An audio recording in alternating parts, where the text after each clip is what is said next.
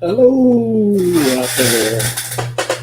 All right, I'm going to do my review of Star Trek Picard Season 3, Episode 3, 17 seconds, and it primarily focuses on the 17 seconds part alludes mainly to two different aspects of this episode. First, Riker is telling Picard that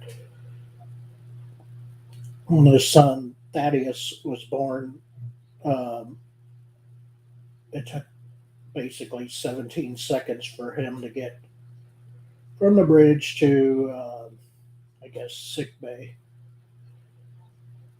to view um, the birth of his first child.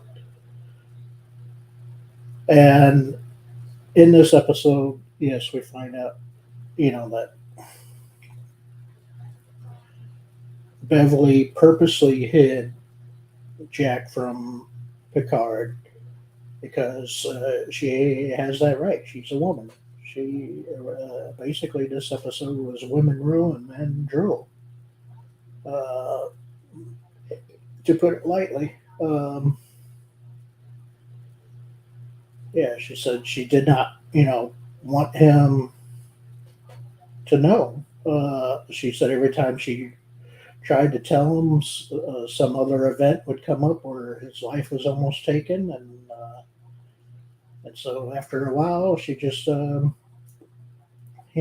it be. She did tell him that she told Jack about Picard being his father, but then he never, still wanted to ever go see him. So it's kind of, similar to the whole Carol Marcus, James Kirk from Star Trek 2, basically, Wrath of Khan. It's similar to that in that, yeah, she wanted him basically in her world, not his, because his life is obviously constantly in danger in Starfleet.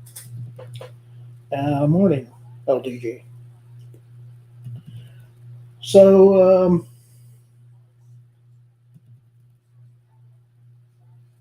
yeah, otherwise, Captain Shaw, he gets injured in this episode um,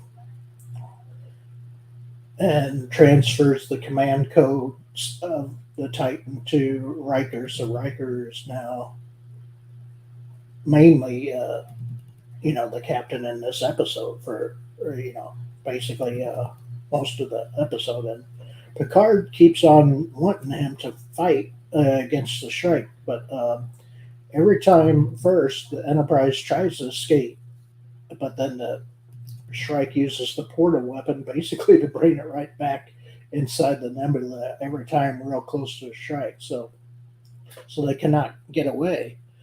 And when they actually do, when he does actually listen to Picard and use the weapons against the Shrike, it again uses its portal weapon and puts a portal up, and then the portal then appears behind Titan, and boom, they get struck, and now, with their own weapons, and basically they've used their own weapons against themselves. So either way, it, and I think this is leading into the next episode, which will be called "No Win Scenario." It's a no win scenario. Uh, you know, Either way, whether you're trying to flee or trying to attack, it's going to just put up its portal weapon and use that as a means of defense and offense against anything that you try to throw at it. So, you're watching it now. Okay, my bad. Well, yeah, I'm going into full spoilers, unfortunately. Um, so yeah, it was. It was yeah, way better than last week's episode. Let's just put it that way. And then we learned that the main enemy are changelings, because there's a saboteur aboard the Titan who's a changeling, the kind of shifty looking guy in the yellow uniform, and we see him uh, planting a device that exposes some kind of gas that the Shrike uh, can use to track the ship, basically. And then once they fix that, Jack and the changeling have a little altercation, and the changeling knocks his mask off, and and then Seven rescues him barely in time.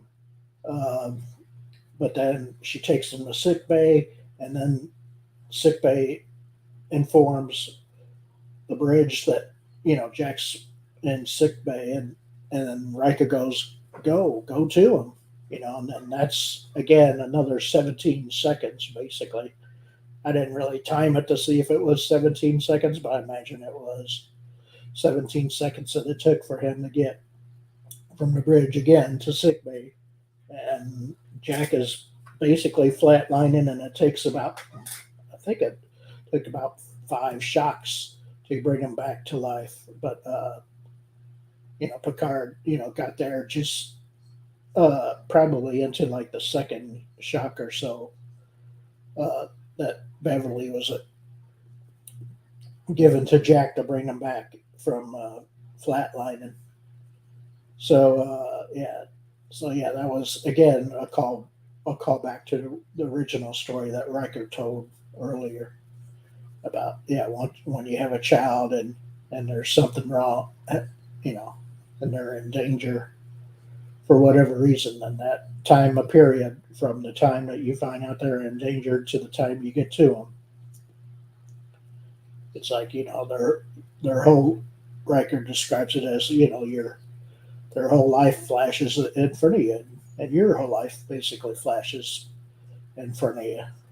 So I really like uh, the storytelling in this episode. I think this episode and the next one, the no win scenario, are going to be two of the better episodes. That's for sure. Um, there's no doubt about that. So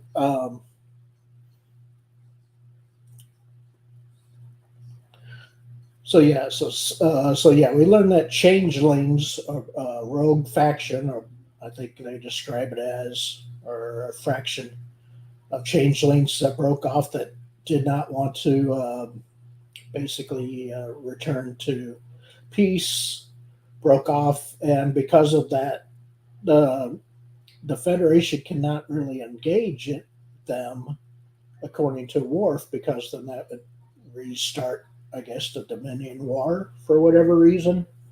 Um, and Worf and Rafi are now, unfortunately, a team. They're partners, as Worf put it.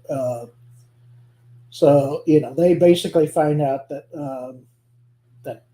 the guy that Worf, I guess, somehow found out was acting with, I guess, other changelings to steal this portal tech, and I guess something else even worse than the portal tech. I guess we'll find out what that is later. But they stole that from the Daystrom Institutes or whatever, and so yeah, Vadic's using that portal technology definitely to her advantage. And now, now at the end, after the Enterprise basically fired on itself, or I shouldn't say the Enterprise, the Titan fired on itself, because it fired at the Shrike, but the Shrike put up the portal weapon, and the portal weapon basically had their own photons, sh- you know, hit their own ship basically, because of the way it redirects everything. So now they're spinning towards, I guess, a gravity well inside of the nebula, and that's how the episode ends. So the next episode, being called No Win Scenario, I guess we'll still refer to them spinning towards this gravity well with no way, no hope, but obviously they're going to get out of it somehow. So I guess we'll see in that episode, even though it's called No Win Scenario, I guess they will be able to unless they're going to leave it as another cliffhanger for the next episode after that, which is called Imposter. Is the next episode after No One. So the Imposter one obviously refers to the changelings. Um, so yeah, this episode and the next one are being directed by Jonathan Frakes. He always has. It seems like the episodes that have the most action scenes in them and stuff like that. So yeah, we'll see. We'll see what the next one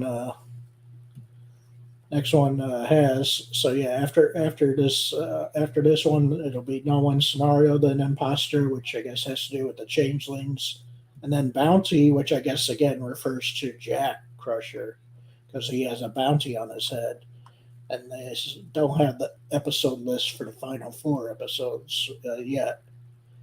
But